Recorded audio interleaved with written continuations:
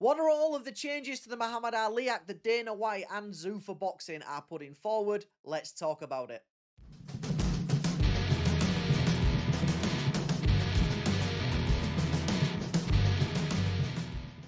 So this is the official bill from the Congress website. Now, it was originally introduced in July of last year, so 2025.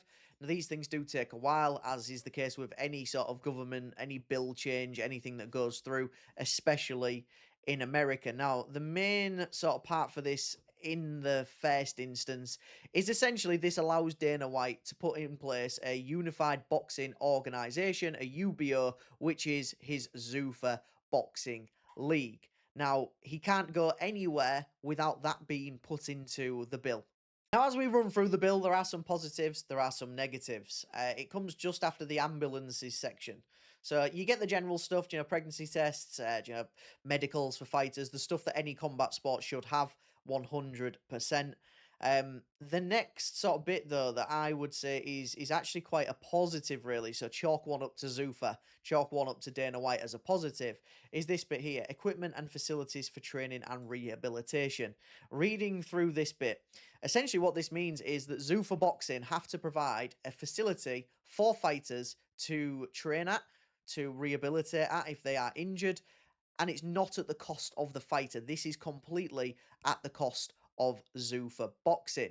That's realistically unheard of to my knowledge anyway, but it just goes to show that, if you put in a unified boxing organization together and you're not going to play with all of the other governing bodies, etc., etc., you're almost becoming an employer of sorts as opposed to just a promoter, which is exactly what Dana White wants. It's exactly the way that the UFC is structured, and it is exactly the way that he wants this UBO and Zuffa Boxing and his league to be structured.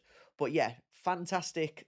That's fantastic. That is a very, very big positive to, this Muhammad Ali Act. So far, one positive to Zuffa Boxing. We have also got another positive here, and it is all in relation to insurance policies. So, the fighter themselves does not actually, well, they do need their own insurance policy for out of fight injuries and that kind of stuff. But if they sustain an injury during the fight itself, which obviously sets them back, Zuffa Boxing or the UBO or anything like that, if there is other UBOs that end up getting introduced into the sport, they are the ones that cover, I think it was up to $25,000 worth of coverage for the boxer. So if you get injured in a fight, there is no cost. You don't have to claim on your own insurance. Zuffa will give you a good amount of money, for you to get the treatment that you need for your injury. Now, coming on to the PED testing side of things, the anti-doping, which is definitely needed, and there needs to be a revision to that in the whole sport of boxing. So what better place to do it than in the Muhammad Ali Act?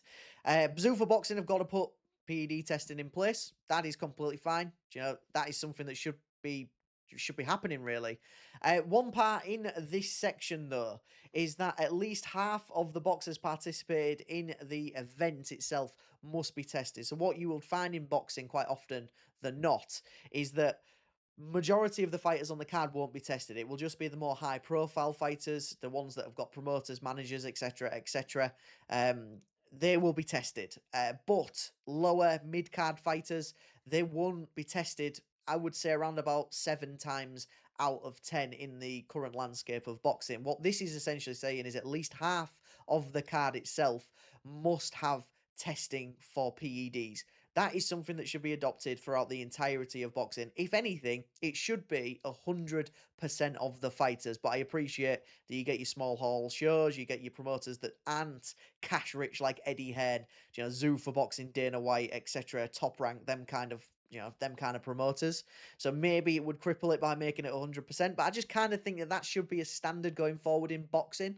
Now, what is to be a little bit desired is this bit here. So the actual PED testing themselves for in competition must occur on the day of the weigh-in for the match and ending on the date of the match. That is essentially a 4-day window, which means if someone has been doping throughout their camp and they have managed to get off of the PEDs or they've managed to mask it and that kind of stuff, somebody could absolutely get away with it. Now, this isn't a slight at Dana White or Zuffa Boxing at all. That's quite a common thing in boxing. That's VADA and them kind of things them kind of testing organizations where it's throughout camp, regular testing, that hasn't become the norm since around about 5, 6, 7 years ago, I would say, in boxing. But what I will say, however, is that there is no notice testing included in this. So it essentially means that Zuffa Boxing have the ability and can randomly test boxers, whether they are in camp, whether they are out of camp, just to make sure that they are not doping. Now, as we scroll down a little bit further, there is a section here about the list of prohibited substances and penalties. Is this basically the way that I read this is that the UBO, so Zuffa Boxing, essentially can put their own list of substances together which are prohibited and which are allowed. And it's up to them to control it. It's up to them to report back to the states that or the commission, should I say, that the fight's actually taking place in. I don't agree with that. I don't think that it should be Zuffa's choice to make Ostarine a banned substance, for example, or make it an allowed substance. I think there needs to be some sort of global stance on PEDs in boxing, and that has changed in the amendments, which I will come on to later on in the video. Now, as we keep going through the document here, we get onto the boxer's conduct or boxing conduct policy. A lot of this kind of stuff in here is just around sort of, betting, making sure that the fighters don't bet on themselves to lose, to win, all of that kind of stuff. They can't place wagers or get somebody to place a wager on them with knowledge that they are, giving to someone. It'd be ridiculous if a fighter goes down in the second round and then, somebody makes £1,000,000 because they've put a massive bet on a second round knockdown for that boxer. But we'll just skip past that because obviously that's quite common practice. There's a few bits about conflict of interest. Now, conflicts of interest, I thought that this was going to be surrounding people making fights with other promoters and that kind of stuff. It isn't.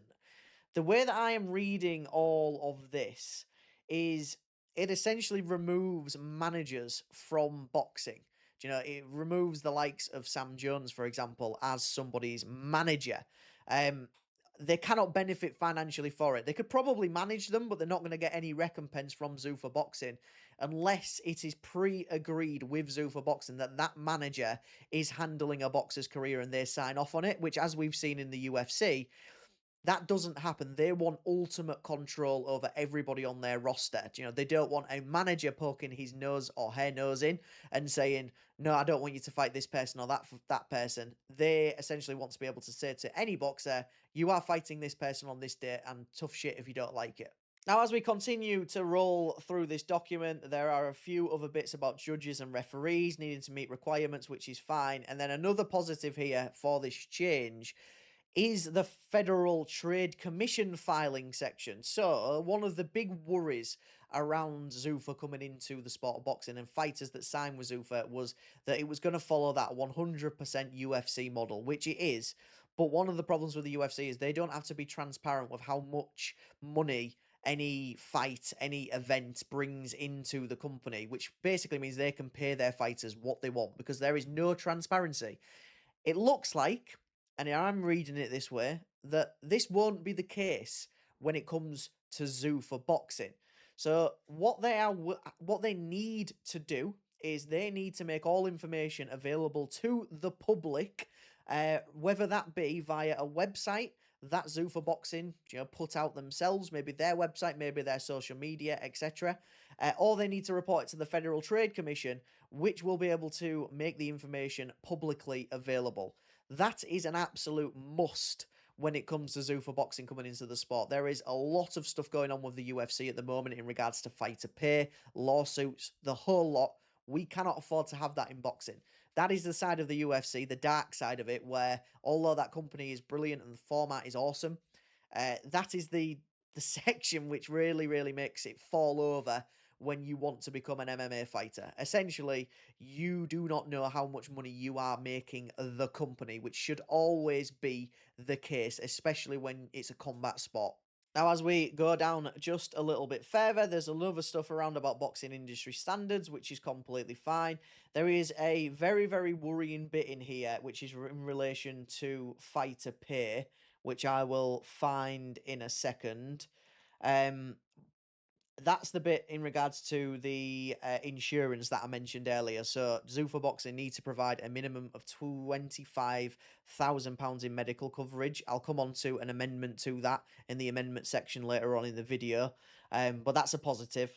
Now, the negative here on the initial bill, and I don't know how on earth they would have got away with this, is a minimum payment to a boxer. A promoter or unified boxing organization shall pay a minimum of $150 to each boxer for each round in the match that the boxer participates in. Now, that is very, very low. That is very, very low. Now, it has to be low because this doesn't just apply to Zuffa. It doesn't just apply, to Dana White. This applies to all promoters.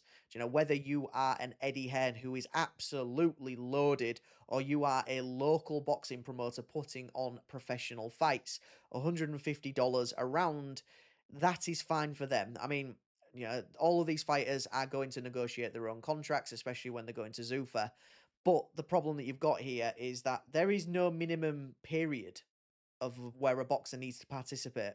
There is no section which says what happens if you bench a boxer, because these boxers cannot go to the WBC, for example. They cannot go to the IBF. They cannot go and fight for any other organizations. They are literally ring fenced to Zuffa Boxing unless Zuffa say you can go and fight so and so who is ranked number 15 in the WBC. You have to fight everybody on the Zuffa roster. So theoretically, they could just say to a fighter, look, I've got you under a 15-year contract. I don't like you. You're not going to fight for 5 years. Go and get your 9 to 5. Now, the final bits on there are just about judges and referees. So, it's all standard stuff in there. It just means that referees have to meet a particular standard, which is completely fine. I mentioned earlier, there have been a few amendments. So, during January, this has been basically discussed between a few speakers, a few people, and yeah, there's been a few amendments. Some positive, some that still need a little bit of clarification, but let's come on to them now. The amendments are not on the official bill yet because they need to be copied over and put onto that website in the right way. The Congress website, which is where that bill actually is, commonly publicly available, shall we say. Now, here we go. So, in terms of amendments, a sanctioning organisation or unified boxing organisation shall award only one championship title for each weight class. Why is that bit important? We know that Zuffa Boxing want to do that. That's their whole ethos. It is because of that word at the beginning, a sanctioning organisation. So this doesn't just mean this affects Zuffa. This will affect the WBC, IBF, WBO, etc., etc. Realistically, what this means is regular champions, super champions, champions in recess, intergalactic multiversal champions, they will all be a thing of the past. There will be none of them belts. I imagine it probably also means that we will not get the likes of the WBC Silver Championship, intercontinental belts, all of that kind of stuff. It is just one championship belt. I don't think it will impact the British title, the Commonwealth title, the European title, because they are not directly part of the WBC. They are part of, for example, even not just the WBC, but, a boxing sanctioning body. They essentially are their own. So it's the British Boxing Board of Control for the UK, for the British title even. You've got the EBU for the European, and the Commonwealth will have their own as well. So I think them titles will stay, which is good because we can't lose them. We cannot lose them in boxing because they are very important, especially for British boxing. Now, the next part is about everyone's favourite thing, interim champions. So, it will essentially, this bill change, see the end of an interim champion unless it is absolutely last resort. What do I class as last resort, or what do they class as last resort? An injury or an illness, or the inability to travel.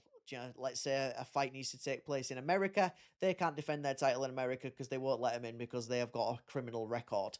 Like, they then will become a interim champion. They won't be a champion in recess. They won't be able to hold that title hostage. This is a positive, 100% another positive for this, because there's nothing worse than like the Alexander Usyk situation with Fabio Wardley, where he strung him along and strung him along and strung him along, and then essentially just relinquished the belt after a substantial amount of time, despite the fact that the guy probably could have fought him.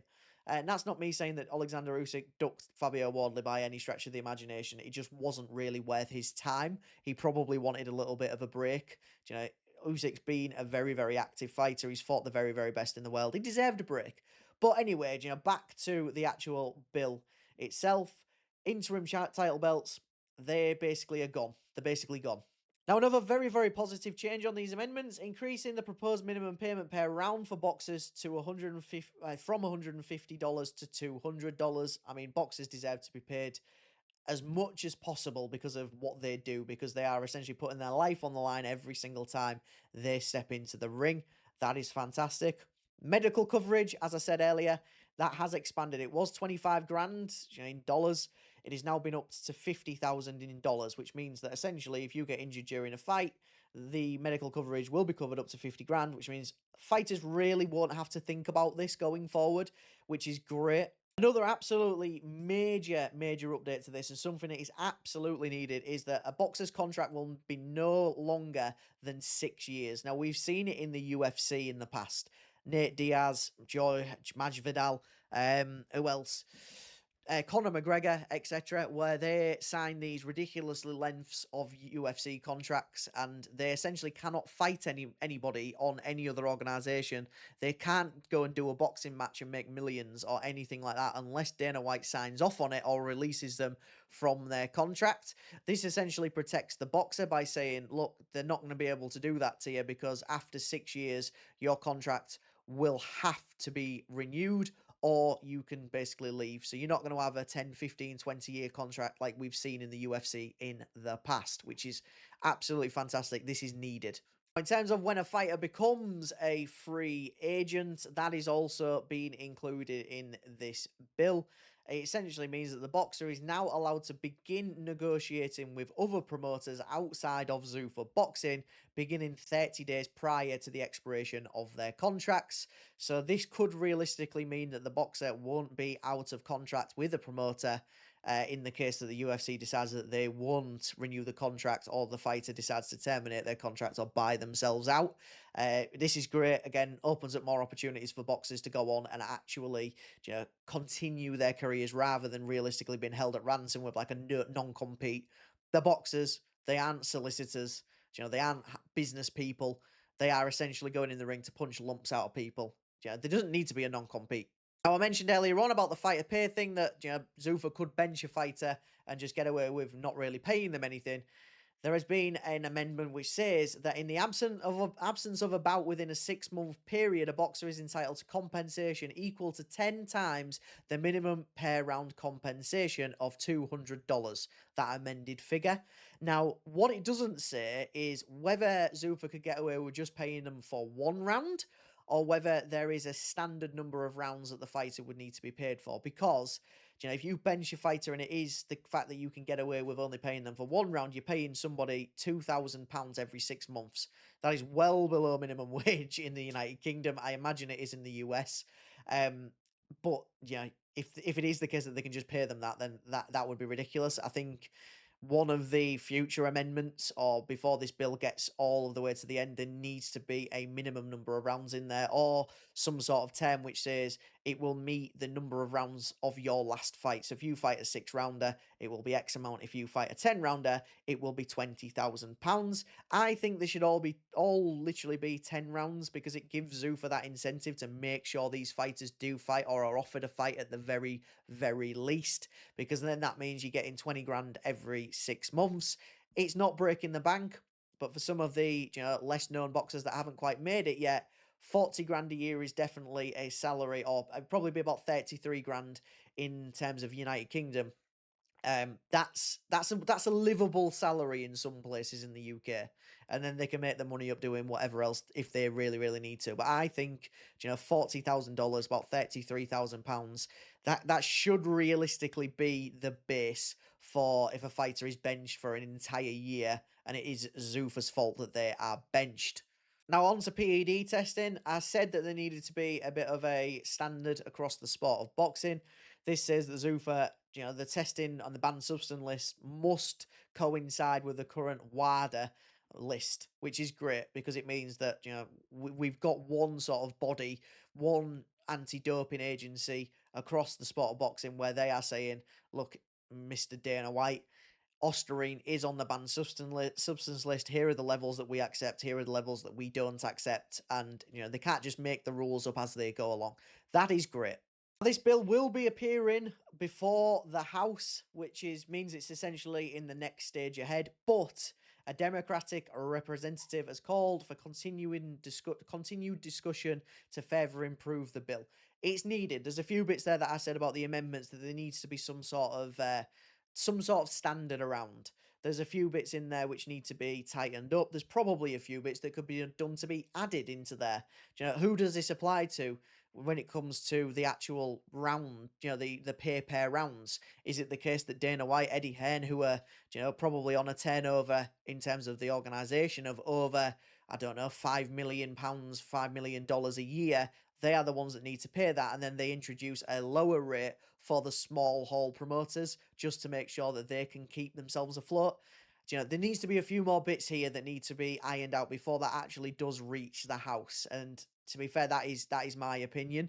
But regardless of what I say, that is the entire bill. That is it. It's not as bad as everyone thought. First off, it's there's positives to it.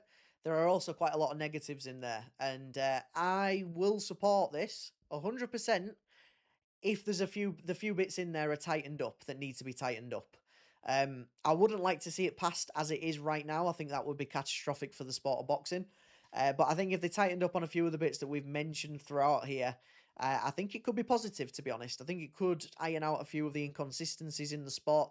And I think it could, make life a little bit easier for some of these boxers. So, although it's viewed as this majorly bad thing, and I viewed it as a majorly bad thing from what I've seen on social media, etc., it's not majorly bad. It's not terrible. It's all right.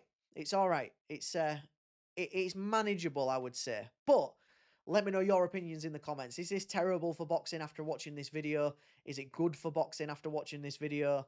Will you support it? Do you think we will get the amendments that you think are needed? Let me know what they are also in the comments. And yeah, just what do you think to Dana White coming into boxing with Zuffa and trying to shake things up a little bit? For more boxing content, hit that subscribe button. As always, a like, a favourite, a save, a share, repost are all appreciated. Peace out.